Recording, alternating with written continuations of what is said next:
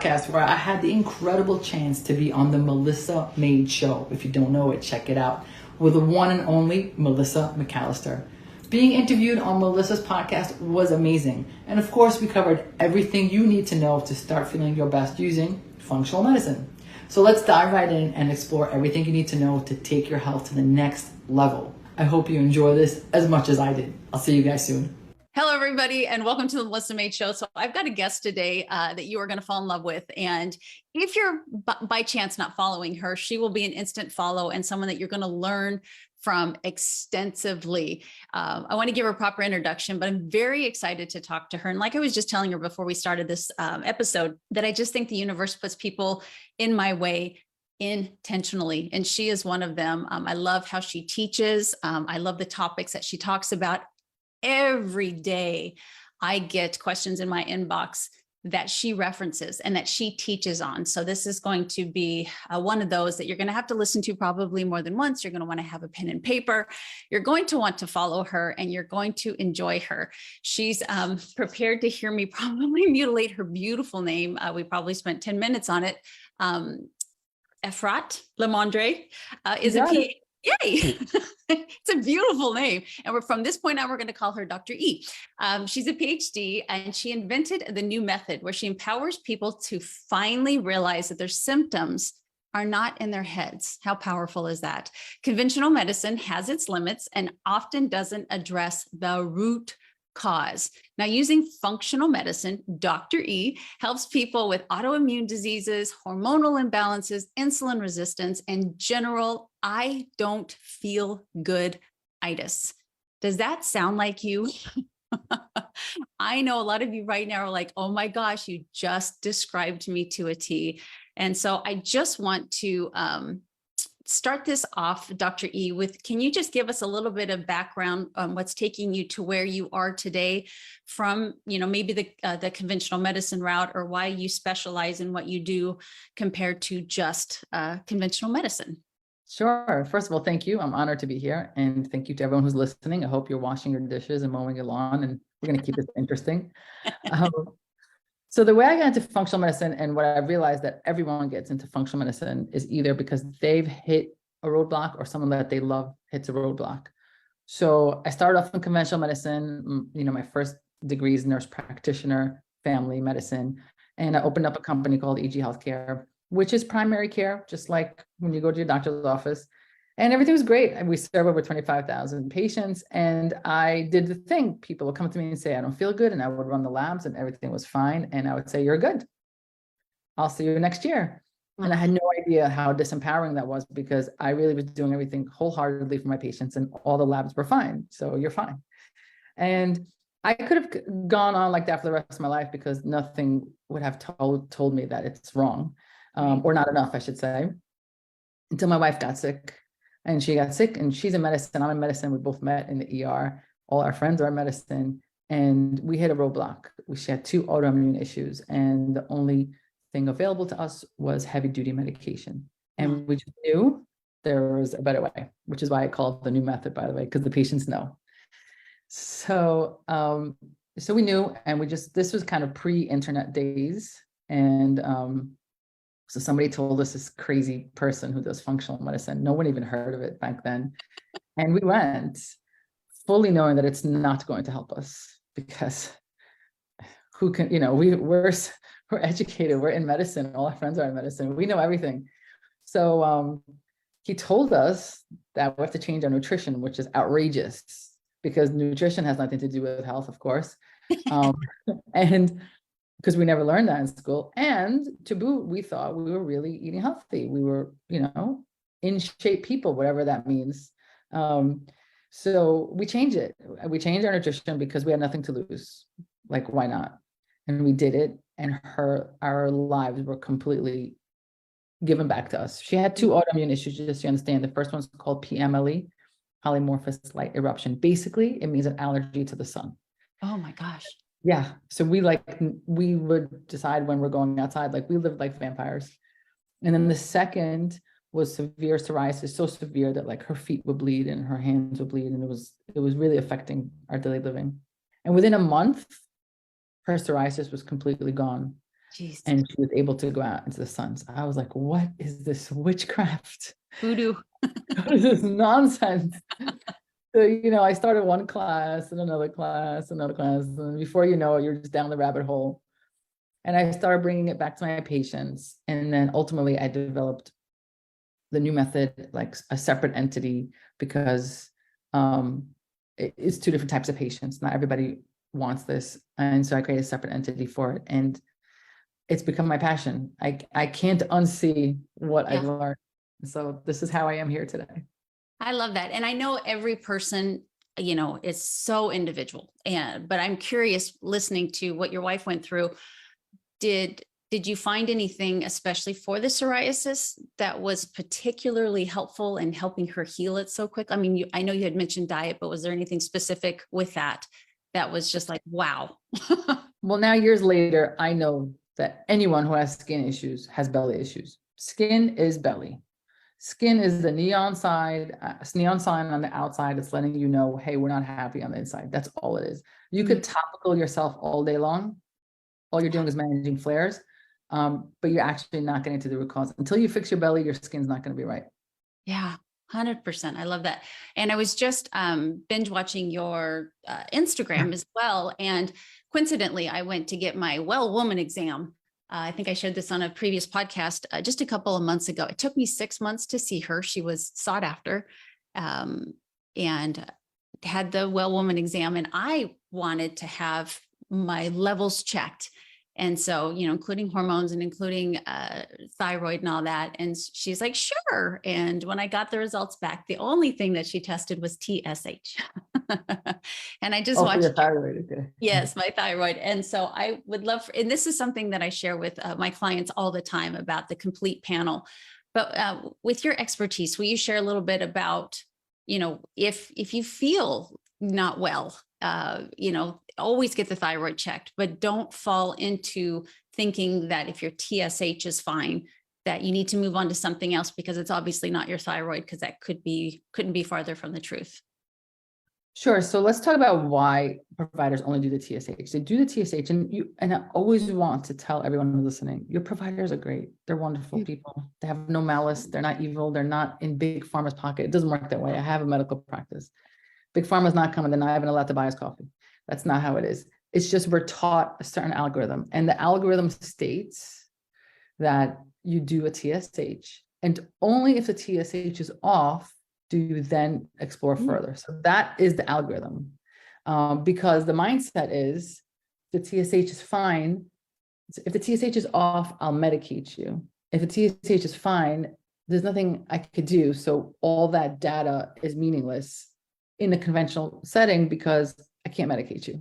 Right. So that's why they're doing that. And but what we know with autoimmune thyroid issues, whether it's hyper or hypo, is that it takes years before the thyroid is affected. So you can have an autoimmune issue for years, 10 years, 20 years, and your TSH will be fine. All that means is that your thyroid is producing, your thyroid is doing its function, it's producing, it's getting hammered by your autoimmunity, but it's producing. That's what the TSH is letting us know it's producing, so it's fine. But wouldn't it be nice to know that it's being hammered? So if you could find out that it's being hammered, just like we like to know for pre-diabetic. For pre-diabetic, then we want to know, hey, let me make some lifestyle changes right now so that I don't become diabetic. And we have it, it's called an A1C, and we do that all the time. So with thyroid, we have it also, which is antibody levels. You could have positive antibody levels for decades, and your thyroid is performing fine, but it's working really hard to perform fine. So you might have some symptoms, and that is why that TSH is not enough. So then you might say, and a lot of conventional providers will say, well, what's the point? There's no medication for antibodies. Why would I distress my patients? And it is distressful, because I've had patients when I'm like, in conventional medicine, and I'm like, hey, you have antibodies. Well, what can I do about it? In a conventional medicine setting, nothing. In functional medicine setting, for that patient, I'll say, okay, it's really time to go gluten-free. It's really time to bring down your inflammation, because that antibody is there, the autoimmunity is there, but we could probably stop that inflammation so that it never becomes a thyroid problem. And that is the crucial difference, that in functional medicine, our interventions are more than just medication. And so knowing that information, there's actually a lot of action we could do about it. Whereas in conventional medicine, there's kind of like, well, you have antibodies. What am I going to do for you? Nothing. So Right. that's the difference. So probably 1% of my following actually watches the YouTube video of this. So they don't see my stupid ear to ear grin that you're probably like, why are you smiling so much? That has to be one of the best descriptions of thyroid and, you know, all of the different hormones that are associated with your thyroid that I have ever heard. That was just beautifully put. And I appreciate that you have that gift and that you share it with other people to be able to share those kind of things, which just makes me have a 200-page list of questions I want to ask you, because I want to steal the way that you share things. But, you know, talking about thyroid, which, you know, I'm almost, I'm going to be 50 in February. And so age, you know, is an issue and things start to get sluggish and stuff like that. But one of the things that I think you're very good at talking with people about is something happening because of your age, because you are getting older, or can you not biohack by any means, but when is age truly like the reason versus something that we're kind of using as an excuse for maybe not feeling as good as we could? Yes. Oh my God. And yes, biohacking. I love that word. It sounds fancy, but it really, it's not. Like, we could all do it. So Yeah. Let me break it down.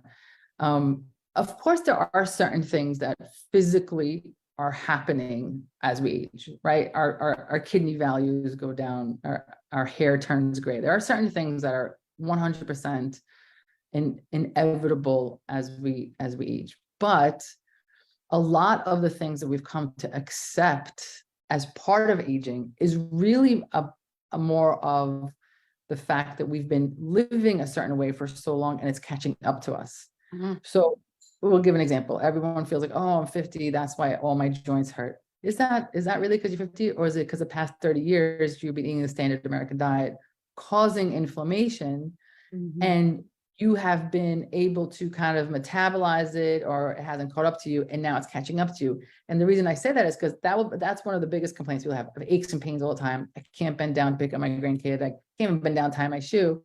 And then we clean up their belly, and guess what? They're bending down again. I did not change their age. All I did was remove their inflammation. That's a biohack. The biohack means, like, yes, I'm on the planet for 50 years, but I've just changed the trajectory, not only of my aches and pains, but those aches and pains eventually will also become a disease. So I've just reversed disease.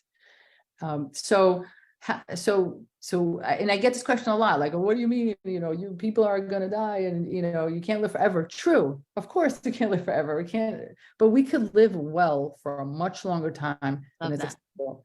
What's happened in our age for many of us is that our friends to the left, our friends to the right are just as unwell as we are. So we think it's normal. They're on a blood pressure medicine. You're on a blood pressure medicine. They're on cholesterol medicine.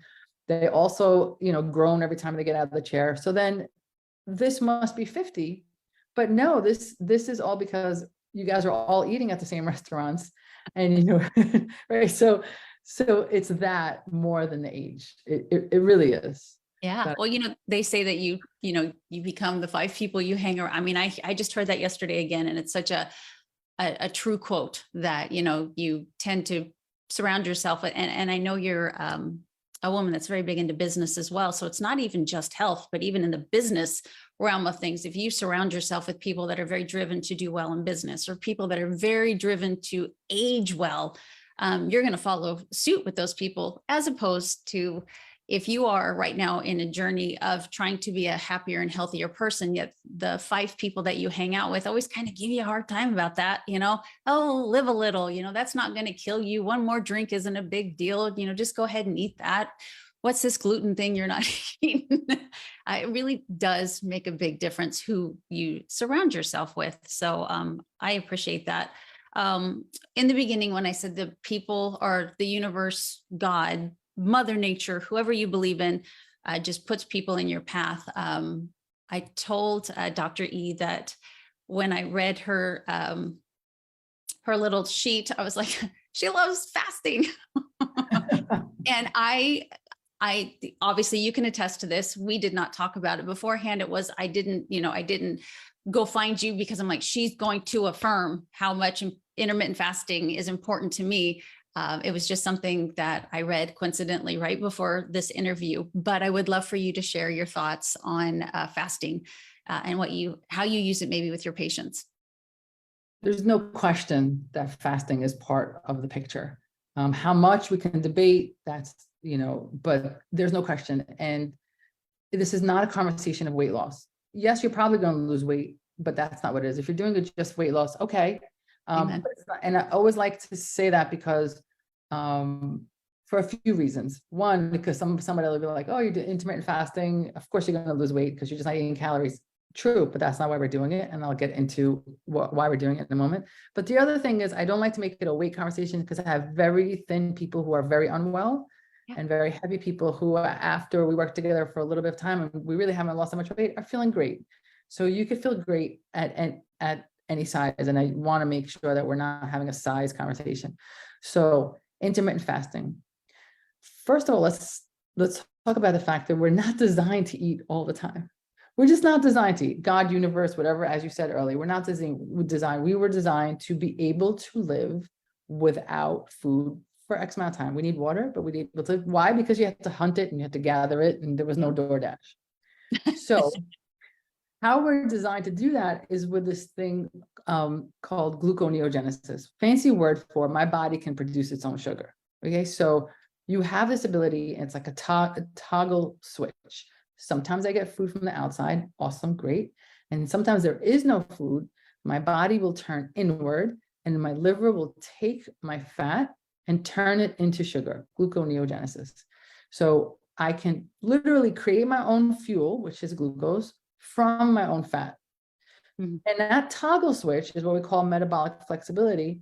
It's really important. It's how we survived as a species, because sometimes there was no food and we didn't drop dead after one meal, even though we feel sometimes like, oh my God, so hungry. Right? So, okay, so who cares, right? And now, but the thing is that in that time, when you are now using your internal stores, and during that time is when healing and repair happens. There's a lot of magic. It's anti-inflammatory. Your body is just going into cleanup and repair. And that is what we're looking for when we talk about intermittent fasting. That's why it's not a weight loss conversation. We're looking to see that time window, and the longer you can do it, within reason, of course, the longer you could do it, the more benefit you get out of it. The problem for many of the people who might be listening are like, oh my God, I don't know where to start. I just the thought of not eating, I get shaky. If you get shaky when you skip a meal, all that means is that you're so dependent on food. You are like a car that needs to get filled up every block. You can never buy a car like this. If you need to eat a meal like that, means that you've lost that switch. By the way, you can get it back, no worries. But you doesn't have to be tomorrow. Some people can't do I'd like 16-hour fasting windows for most people. It doesn't have to be tomorrow. Start with 12. Remember, it includes your sleep. It means my last meal's at 8, go to sleep at 10. If I don't eat till 10, that's 12 hours. Right? So start somewhere and then move the needle a half hour each time. It doesn't have to be automatically, but you'll discover that shakiness goes away, because once that shakiness goes away and you're like, fine, you've turned that metabolic flexibility back on, and you are now able to switch between external sources of glucose and internal sources of glucose. I love that. And so that, obviously has to do with, insulin sensitivity versus insulin resistance, and switching that as well to where your body is much more sensitive to insulin. So besides using intermittent fasting for that, because it's obviously very helpful in that manner, is there anything else that you help your patients through to get that insulin sensitivity back? Like how many meals a day, certain types of food? Are there macros that you lean more towards in order to help people get that sensitivity back? So first, let's describe insulin resistance. It's a good visual I like to use, which is every time you eat something, everything breaks down into glucose, more or less. And it breaks down to glucose, and then insulin is like Uber. It picks up your glucose and it drives it over to the cell, and the cell's like, thank you so much. Awesome. There's And a then tip. you keep eating another meal, another meal, another meal, and insulin picks it up, brings it to the cell, and the cell's like, nah, boo, I already got enough. Okay, that's insulin resistance. The cell saying, I don't want anymore. It's resistant to insulin. That argument between the cell and insulin, by the way, is very inflammatory. So not only are you insulin resistant, but now there's inflammation. So now that insulin's like, oh my God, what do I do? I have this glucose in my Uber. I got to get rid of it. So if it drops it in the blood, that's diabetes. Finger stick goes up, that's diabetes. So it doesn't want to do that. So what does it start to do? It starts storing it in places. Yeah. Starts storing it around your liver, that's fatty liver. Start storing it in cholesterol, start storing it around your belly, start storing. So now you have the storage. So you will see people before they become diabetic, they'll have the fatty liver, they'll have the cholesterol elevated, the triglycerides elevated. That's basically your body trying to store it. And when it doesn't have any more room to store and you keep eating the glucose, there's like this overflow. And now we're on the land of diabetes. So now that we know what insulin resistance is, it's too much, it's excess. Then to get insulin sensitive means to give it less. To starve, it just means to give it less, give it what it needs. This is why fasting works, because it's not constantly having that delivery of food to the cell. There's a long period of time where insulin is not needed. It's good. There's no processing done. So the cell now is getting like ready. When you're eating a meal, the cell's like, great, we're so excited for your delivery, right? So that becomes insulin sensitive. Now, if the next part of it is choosing foods, so if you're going to choose food that are constantly, high carb density, again, versus maybe like things that take a longer time to break down, and maybe not everything breaks down to glucose. If you have proteins, it breaks down to amino acids. So if you're eating proteins and fat, then you again are not overloading the system. So once you understand what insulin resistant is, it becomes pretty obvious what to do to make it more sensitive. Just don't want to overload the system. So when I started working with my patients, because you asked me what are the foods I like to do intermittent fasting. But then I really almost always start on an elimination diet, because my goal is not just insulin sensitivity, which will happen. My goal is to really calm down the belly. And that requires some elimination for a specific period of time, not forever. And that's how I go about it. Okay. And, I have to ask, so is it the typical functional medicine way of, taking out, gluten, eggs, meat, dairy? What are the foods that you find more inflammatory that once you see they've taken it out for a while, that's a great trigger food that they do better with that, at least until the belly heals? So I remove initially grains. So it's not enough to be gluten-free. Okay. Because you can have gluten-free Oreos. It's not enough. So gluten-free is dangerous. You can eat a lot of nonsense and gluten-free. So I eliminated all grains. So it's not even a conversation of gluten-free. Dairy, legumes, unless you are vegan, legumes. And we really minimize fruit as well, because we're trying to get that insulin sensitivity and the reduction of inflammation.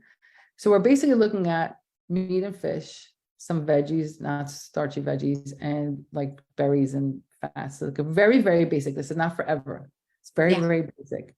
And the reason I do that is because I want us to see, right? So you're coming in with a list of like 40 symptoms. How many of those symptoms will go away just with elimination? 10, 20, 30? Great. Now we know that those are very connected to nutrition. Now we can work on the 10 that are left. What's left? Depending on what's left will let me know where to go next, right? If you are more jointy, then I'm thinking Lyme. If you are, more hot flashy still, I'm thinking hormones. If you're more like headachy and fatiguey, I might think mold. But not everyone needs all those tests. Right. You're still GI, and then I'm going to do a stool testing. So you have to eliminate, get the weeds out so we can figure out what to do next. And that elimination diet for a certain amount of time really, really helps us kind of figure out what to do next. And people always ask me about meat. I am a fan of eating meat. The way I see my plate, the ideal plate, is you start with your colors. Make sure the rainbow's on it, not just in June, all year round. Little gay humor. Okay. So If you're listening, at some point, just get a picture of me and you'll understand everything. Okay, so Love it. so the rainbow on the plate, and then some sort of protein. If you are not averse to eating meat, then good grass-fed meat. And if you are vegan, my wife tries to be more vegan, then we really have to decide which legumes to go. But that is how you look at your plate. So I'm not big on carnivore, but I'm also not really, I prefer not to be vegan. I find it a little bit difficult to get the belly right because legumes sometimes are so irritating.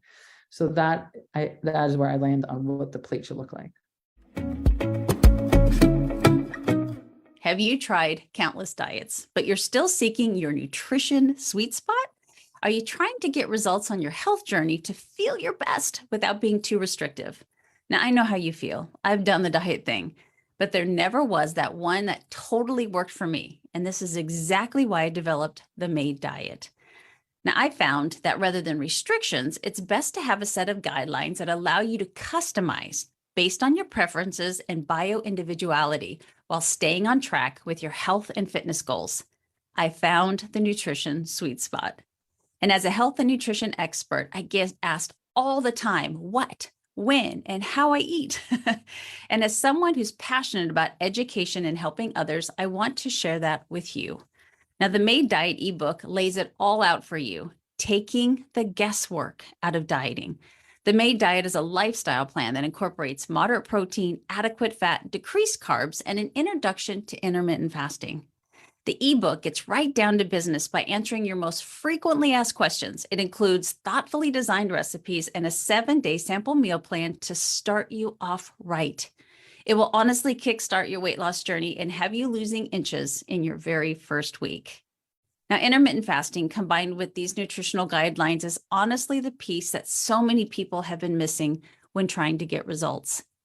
This ebook has all the information you need in a format that is condensed and to the point so that you can get to your results. If you're ready to get started, the MAID Diet ebook is available immediately on my website for just $9.99. So head over to melissamaidonline.com/MAID Diet to take action towards feeling your best today.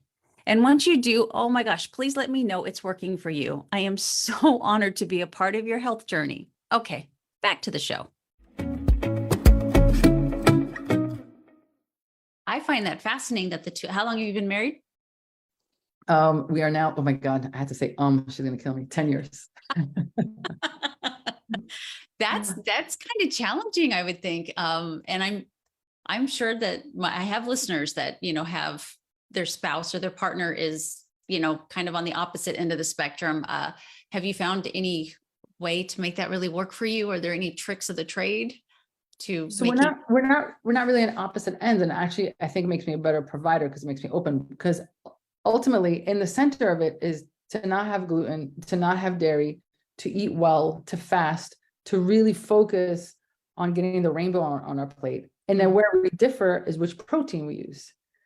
And it's not just ethical. For her, it's ethical. She really does not like to eat animals. But for me, I really cannot eat legumes. They really irritate me. They will flare me up immediately. So it's not even an option. Like I want to be as kind as her, but my body just doesn't work with that. So it's really about, so that's really the only area we differ. So, is the protein piece, but everything else on the plate is the same.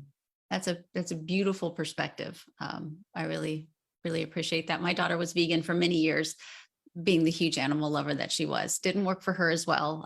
It didn't make her very well, but she certainly tried for that reason. I was very compassionate because I'm a huge animal lover as well. Mm-hmm.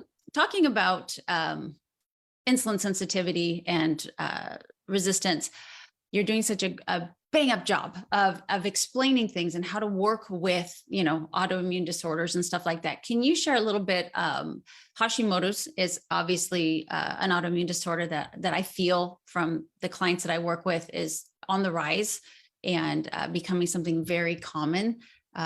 What you can, tell people in order for them to live with it and to work with those symptoms, because it can be quite debilitating. Yeah. I'm laughing because I usually draw a picture and then my staff finds my pictures all over because there's like It's a great way to describe it, but we can't draw pictures. We're in podcast land. So first of all autoimmunity is on the rise. Yeah. And as a population, we're going to continuously get sicker because we are not evolving as fast as all the toxins in our food and in our air. And so we cannot process it fast enough. Large majority of the population thinks they're processing it, meaning they're not well, or they think they're not. I mean, they're well, or they think they're well.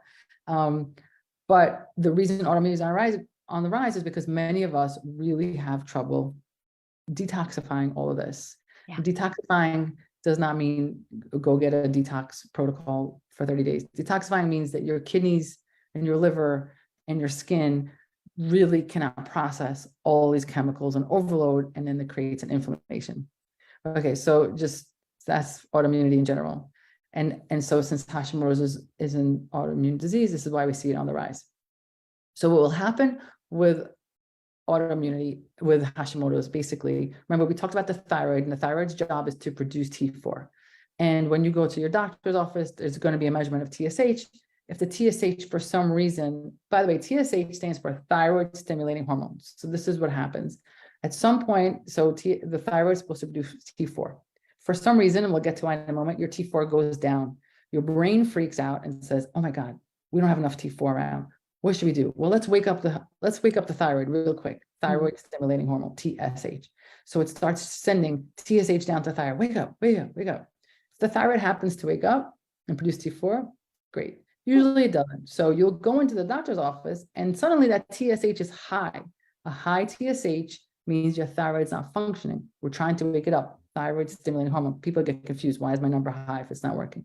So your TSH is high, your body's not producing enough T4. So the doctors are like, oh man, I have to give you medication. They give you T4. That's Synthroid, levothyroxine. You get levothyroxine, you put it in your mouth, that's T4. Your brain calms down and says, great, TSH normalizes, all is good with the world. You figure out how much T4 you need, your TSH is fine. And that is the world of thyroid in conventional medicine. It is not wrong. You certainly need the medication, but it is not, we never asked why. Why is this happening? So we go to the why. Remember those antibodies. The why is my body is attacking the thyroid. My body, how do I know? Because I have antibodies. I'm not supposed to have antibodies to thyroid. I'm supposed to have antibodies to COVID, antibodies to measles. Why do I have an antibody to my thyroid? Well, your body is making a mistake and it is, attacking the thyroid. Okay, why? Why? Because most of the time it's because you have a leaky gut. And then you eat gluten, because who doesn't eat gluten until they're sick? And that gluten comes out into your system, and your body's like, wow, this is foreign. We should attack this gluten. And gluten, it has a very similar build to an enzyme in your thyroid. So there's this issue called molecular mimicry, where the body's like, oh, well, gluten looks pretty similar to this. So every time you have your sandwich, your whole wheat turkey sandwich that you think is so healthy, every time you have that sandwich, you're also attacking your thyroid. So anybody who's dealing with Hashimoto's, the first thing you need to do is stop eating gluten. The gluten thyroid connection is well established, plenty of papers on it. And you just have, because you want to do is stop the assault. If you don't stop the assault, you're going to consistently need more and more medication. This is why, my last year I was at 25 micrograms. Now I'm at 50. Now I'm at 75, because you have to stop the assault. I just want to say that if we stop the assault, that does not mean you won't need medication. Damage done. You're going to, unless it's the very beginning stages, you're probably going to be on medication for life, but we could stop it from worsening. And that is the goal with a lot of autoimmunity, either to stop it from worsening, reduce flare-ups, but not really, we don't really cure autoimmunity. We calm it down to the point where it feels like it's cured, but it's not cured. So if anyone's promised you a cure to autoimmunity, please run. Hopefully I answered your Hashimoto's question there. Yeah. And so I just really quick want to go back to gluten, because, in the world of social media, you've got a lot of, medical professionals and people in the nutrition space that will say, it's best to kind of, do without it. And then you got others that'll say, there's, honestly a joke about it. Like, the Gen X never was, sensitive to gluten and stuff like that. And so I'm curious your thoughts when you're thinking of like my kids are 27 and 28 years old. At that age, do you think even gluten, so that my daughter, when she's my age, her thyroid is stronger, should watch that gluten at that age? Or what are your thoughts on that? Generally speaking, for the healthy population, should they watch their gluten? Or is it really just for people that have the propensity to have these autoimmune disorders, or maybe because overall their general health isn't where it should be? Those are the people that should watch their gluten. What are your thoughts on gluten? Okay. So the first part is like the older generation doesn't have, first of all, how do we know? Yeah. Okay, we were looking at. But second of all, we also, a generation or two ago, ate less gluten. Yes. We ate less meals. The gluten was different. Our grains were different. Like everything has changed. Our food sourcing has changed. So the first part is I'm going to object to how many people really are gluten sensitive even back then. And then the second objection is it's not the same gluten anyway. So it's irrelevant to go there. As far as what we should watch, it's the reason not everyone is gluten sensitive is because not everyone has a leaky gut. So when you're younger, you tend not to have a leaky gut, but I guess the question is, how will you know? It's complicated also with age. Like I don't take on patients younger than 35 because you're under 35, unless you're really, really unwell, you're not willing to give up gluten. So like, why torture these children? My oldest is 26 also, and I've been, she lives around me and she's just like, okay, I'm not doing this. They want to have pizza, they want to have beer. So unless they're really unwell, Yes. are you going to torture them? And you need some motivation. You need to see like it's feeling better. Yeah. So the problem is that we don't know when the leaky gut, we can know retroactively when the leaky gut started. My patient will say, ever since X, I haven't felt well, ever since COVID, ever since the birth of my child, ever since the divorce. So we know the trigger ever since then.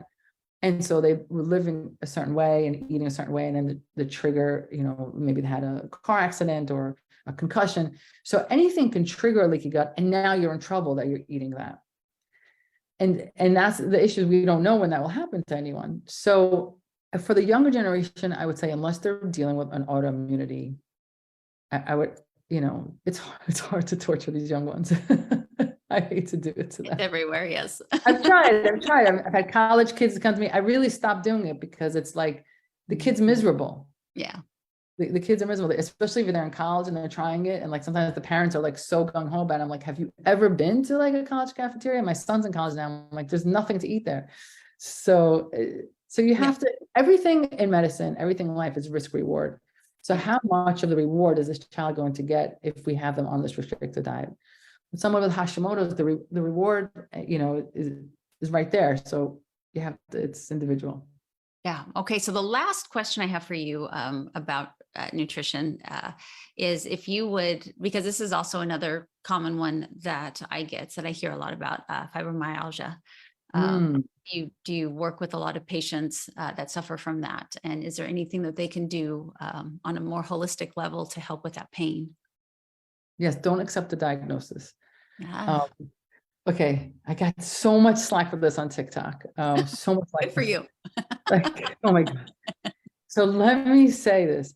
Of course, I believe you that you are not really, people like you don't validate. I'm like, no, I'm the super validator of what you're feeling. Everything you're feeling is real. I'm the super validator. Of course you're in pain.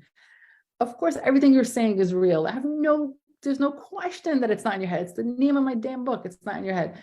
So I am 100% your ally, but accepting that diagnosis it's an end of a conversation. Here's what happens to the diagnosis. So yes, there's criteria for the diagnosis. And they're like, you don't know what you're talking about. There's a criteria. Of course I know the criteria.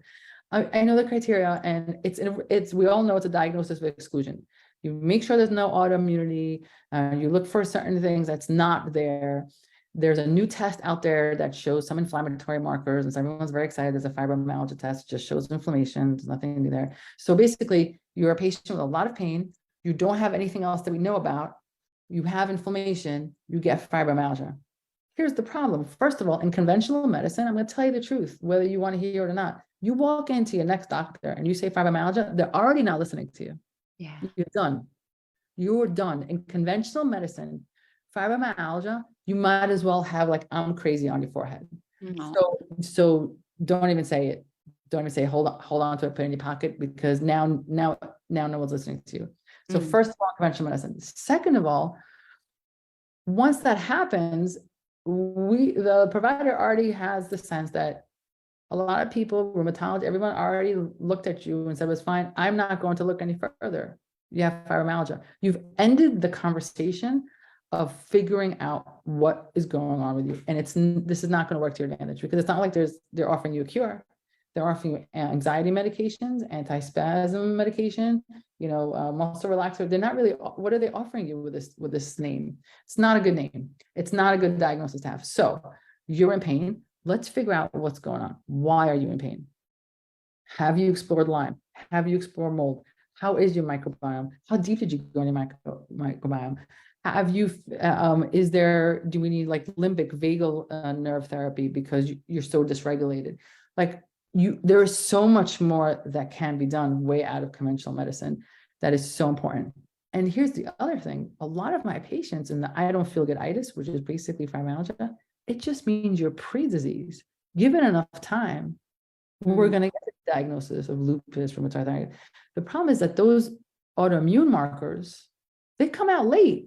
You can have painful joints for 10 years, and every time you get tested for rheumatoid arthritis, it's negative. It's called seronegative autoimmunity. So how do you know, just because everything's negative, that you're not on your way to cooking something? So don't accept the diagnosis. Say, thank you so much. Thank you. What that means, this is good news. What that means is that you haven't found anything pathological. I'm not dying. There's no cancer. This is really good news. Take that. Awesome.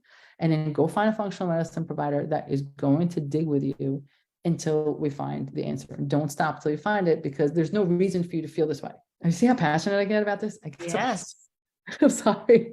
I know. I love that. And I love how you empower people with that, because you get that diagnosis and you can just visually see someone go, okay, defeated. And you empower instead of put people in that state of defeat. So I'm more concerned of the people who are happy with the diagnosis. They're like, oh, I finally have a diagnosis. No, you don't. You're right. That gets me more concerned. If you're defeated, then maybe you're going to keep looking because it's not enough. But the people who are like, oh, you finally solved it. I've solved nothing. I've given a Latin name. Your muscles hurt. That's all I've done. That's very true. A fancy name. You are obviously very gifted in your field, but not only in the nutritional space and the medicine, but you're quite the entrepreneur and quite the businesswoman too. And I know I have a lot of followers who are entrepreneurs, as I am myself. I've been working for me, myself, and I for over 15 years. And lastly, I just completely want to pivot, just shake you on the shoulders real quick and say, okay, next subject, which is random for me to do. But I would just love for you to share with women out there, business, do you have any business advice for us that are, times have changed, things are different. I won't even have you go into long COVID, but you even specialize in that. But just times have changed, and what's going on in the world right now is pretty crazy. But people do want to take good care of themselves. They want to take good care of their families.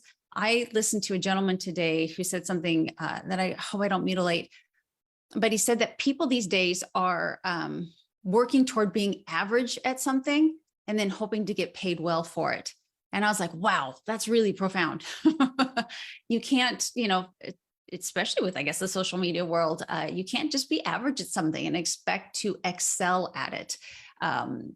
That was kind of my takeaway for, I guess, my business of the day.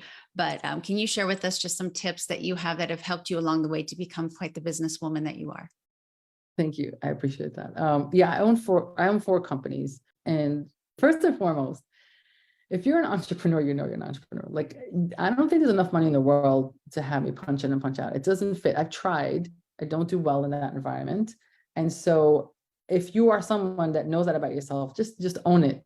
And for those of you listening who are not that person, don't try to become that person. Like, my wife would never be an entrepreneur, Oh my gosh, She yes, loves working in within the scope of an institution, and it really fills her. I agree. And when I hear her meetings, my blood pressure goes up. I'm like, no one's doing anything. She's like, it takes time. I was like, okay. It's a So different breed. Yeah. I lecture at the local college, and I tell, and for nurse practitioners, and I'm like, at the end of what I say, you're either going to know 100% you want to do, or you're going to be absolutely nauseous with everything I'm saying. And both are correct. So just the first thing is like, know that about yourself. If you're not waking up in the morning like, I want to do this, even I'm willing to take the risk, I'm willing to risk it all, and if that doesn't feed you, if like is your then don't do it. Don't try to be something you're not, and just be the best freaking employee in the world, because we need amazing people in the workforce that are proud of their job, who take it to the next level. Because you could be an entrepreneur, if you don't have an implementer, it's not going to work out for you. So be the best. Like my wife is the best employee to have in the world. It's like you want her on your team. So be that, just be the best at it. So for entrepreneurs, I would say this: it's all about systems. It is not really about the goal. It is about what are you doing every day to where you're going.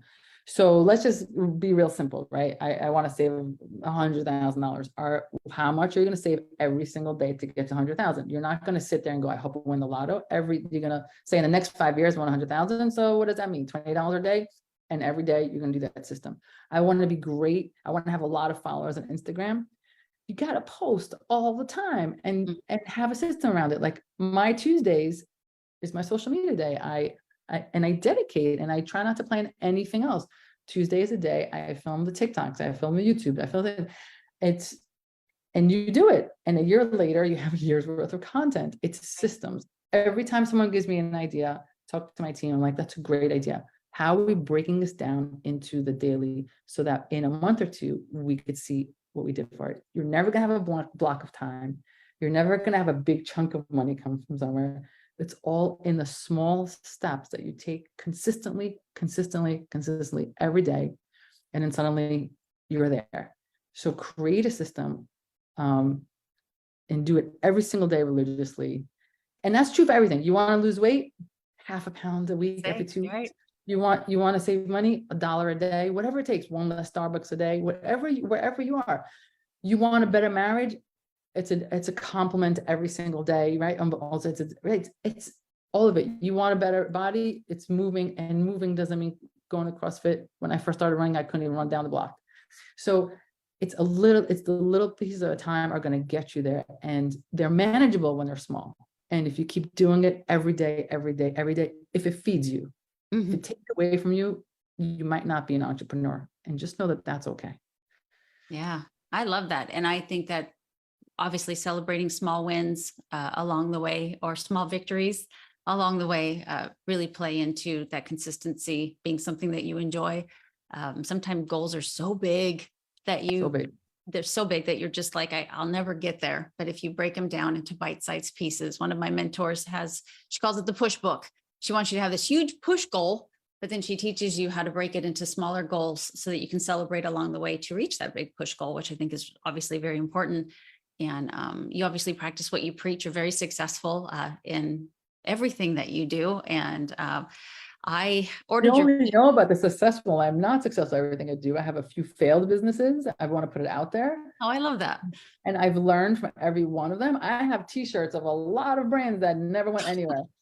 So I just don't write them in my bio, and that's the real deal, right? And sometimes I mess up on my nutrition, and sometimes I don't work out, and like all of that is real, but I get up and I start again the next day. So I appreciate they say I'm always successful, but I'm definitely not always successful. Ask my wife. They're quick to remind, right? but I just feel so blessed to have got to know you a little bit, and looking forward to reading your book. And if you would share with my audience where they could find you. You're very easy to find on Instagram, obviously, because your name is one of a kind. So you won't have any trouble finding you on Instagram, but where else that they can find you to learn more about you and what you offer? I appreciate it. So it's called The New Method, and new is spelled with a K because you always knew there's a better way. I say that all the time. It's so funny. And so it's The New Method everywhere: TikTok, Instagram, Facebook, YouTube, podcast, everywhere except for Twitter because I talk too much. And we have people who are constantly reading comments. They're, you know, whatever. So you reach us anywhere. And there's also a website, wherever you find it, wherever you want, wherever you are, we're there.